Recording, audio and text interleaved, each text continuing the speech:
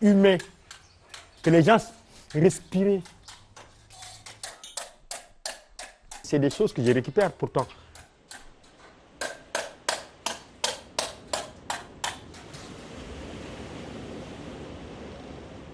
Moi, quand je vois des trucs comme ça à la mer, à la plage, je le prends comme dans une dimension symbolique. Je le considère comme les affaires ou les habits de ceux qui sont partis d'ici, qui voulaient rejoindre un meilleur devenir, l'Eldorado en Espagne. Je le prends comme des reliques de ces gens-là. Et j'essaie de faire des choses avec. J'ai commencé l'art après des études aux Beaux-Arts. Mais c'est après avoir fait des études à l'école, d'avoir eu mon bac. J'étais très intéressé par l'apprentissage de la philosophie en classe terminale. C'est par là où j'ai commencé à ramasser des objets de gauche à droite. Donc les choses qu'on fabrique, il faut que ça soit défectueux très vite. Et donc quand ce n'est plus bon à rien, moi l'artiste, je viens, j'essaie de les sauver, j'essaie de leur donner une troisième vie. Donc ça fonctionne un peu comme ça. Mon point central, en fait, c'était l'homme. Tout mon travail tournait autour de la figure humaine.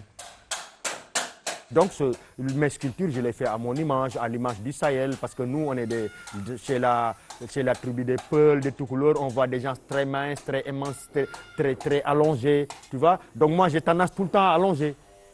Donc les modèles, même quand je les apprécie, je n'aime pas les apprécier de face. Je les aime quand ils sont le plus loin possible. Parce que plus ils sont loin, plus je sens la ligne. Donc moi, je suis dans une configuration un peu comme ça.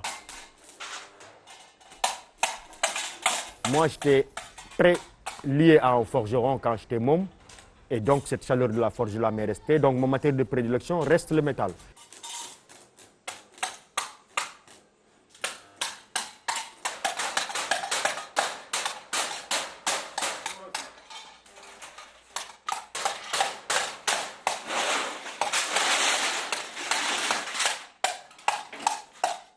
Je récupère beaucoup de barils. Donc je les coupe en morceaux et donc je me propose de faire un travail comme ça, en juxtaposant, en changeant les couleurs, en changeant parfois à l'endroit, parfois à l'envers. Et puis après, faire de telle sorte que je puisse montrer ce côté sarcophage de la sculpture égyptienne.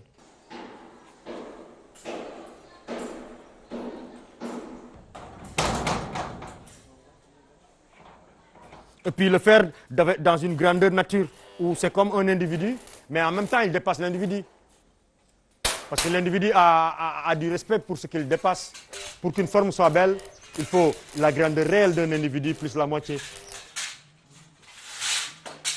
Il y a l'idée qui naît, et l'idée, parfois, elle naît de n'importe quelle manière. Parfois, l'idée, elle s'impose à moi, de temps à autre. Je suis là, et tout d'un coup, un oiseau qui passe, ou un grain de poussière qui se lève, ou un bruit, ou un mot que j'entends, ou un visuel que je vois, pour m'amener à la réalisation d'une œuvre. Tu vois, c'est comme ça que tu dois les souder, en fait. Après, tu n'es pas fatigué à remettre du marteau. Quand je finis une œuvre, je sens que j'aurais pu aller plus loin, et ça aurait pu être meilleur, ça aurait pu être... Peut-être c'est mon caractère aussi, ça aurait pu être autre. Et chaque fois, je rectifie en faisant d'autres choses, Moi, 24 heures, ça ne me suffit pas en une journée pour faire ce que j'ai envie de faire pendant 24 heures.